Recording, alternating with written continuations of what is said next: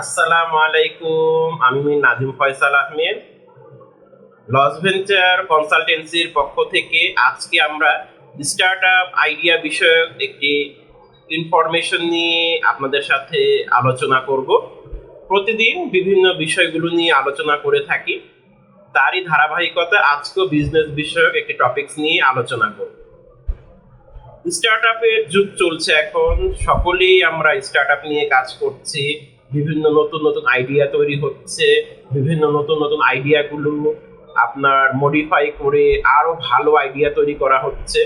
তো অনেকে আমাকে প্রশ্ন করে থাকে যে কিভাবে আমরা স্টার্টআপের আইডিয়া খুঁজে পাবো বা কিভাবে আমরা স্টার্টআপ নিয়ে সুন্দর করে কাজ করতে পারি। স্টার্টআপের ক্ষেত্রে দেখা যায় যে অনেকগুলো বিষয় জড়িত থাকে। তার মধ্যে প্রথম যে বিষয়টি সেটি হচ্ছে আইডিয়া।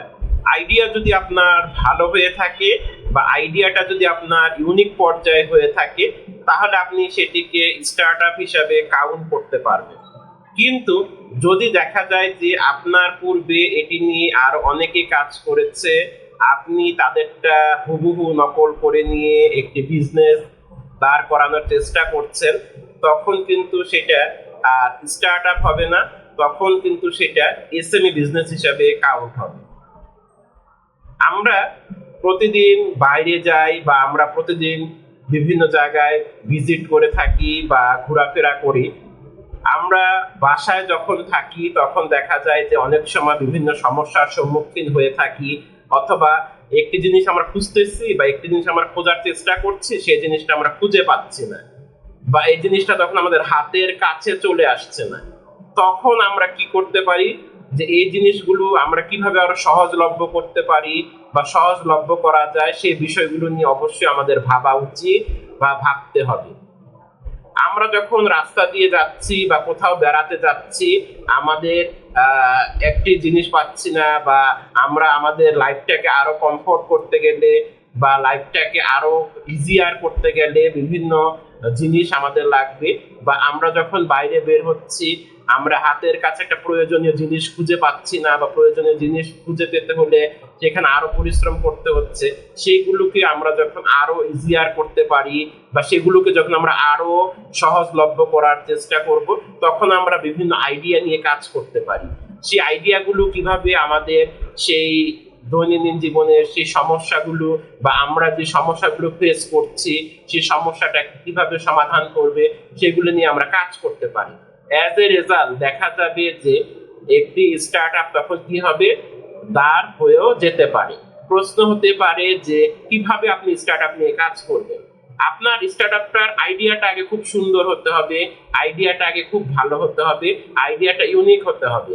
আপনার আইডিয়াটার ব্যাপারে অনেকেই বলে যে স্যার, এত আইডিয়া কিভাবে খুঁজে পাবো বা এত আইডিয়া কিভাবে খুঁজে পেতে পারি। আমি আপনাদেরকে কয়েকটা বিষয় তো ধারণায় দিলাম। আপনি বাসায় আছেন, একটি জিনিস খুঁজে পাচ্ছেন না, অথবা আপনি বাসায় কাজ করছেন, একটি জিনিস আপনার হাতের নাগালে পাচ্ছেন না, সেটিকে আপনি কিভাবে হাতের নাগালে নিয়ে আসবেন, সেটি শুধু আপনার জন্য নয় বা আপনার জন্য চিন্তা না করে গ্লোবালি চিন্তা করতে হবে। গ্লোবালি মানুষদের জন্য চিন্তা করতে হবে যে আমেরিকা একজন থাকে বা লন্ডনে একজন থাকে, সেও কিভাবে এই জিনিসটা খুঁজে পেতে হলে আপনার এই যে একটি নতুন আইডিয়া আপনি প্রেজেন্ট করবেন, তার মাধ্যমে সে তার এই জিনিসটা খুঁজে পাবে বা এই জিনিসটা সে সহজে খুঁজে পেতে পারে।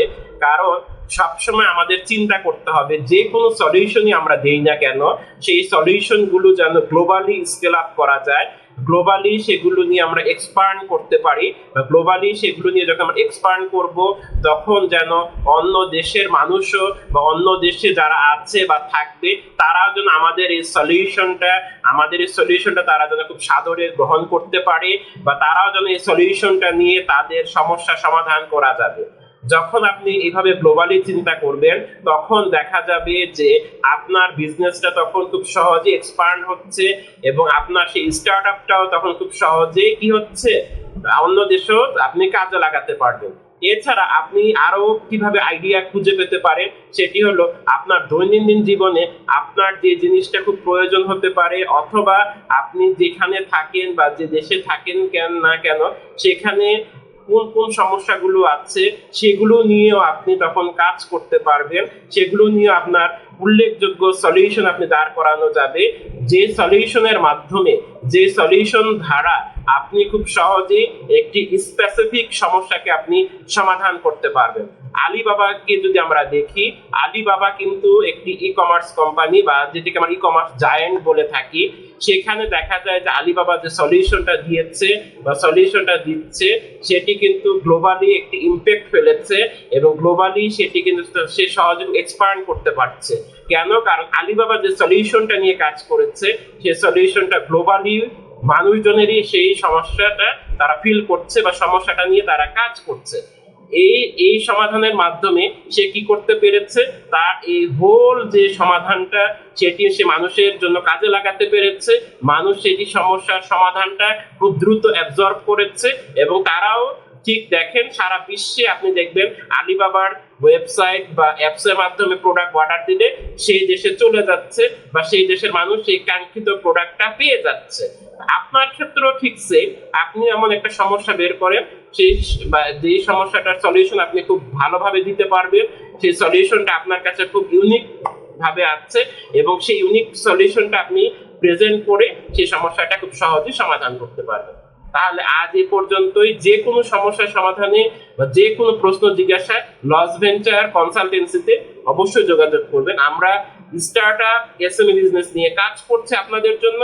আপনাদেরকে সুন্দর ভালো সলিউশন দিয়ে, সমাধান দিয়ে আশা করব আমরা উপকৃত হতে পারবো। আসসালামু আলাইকুম।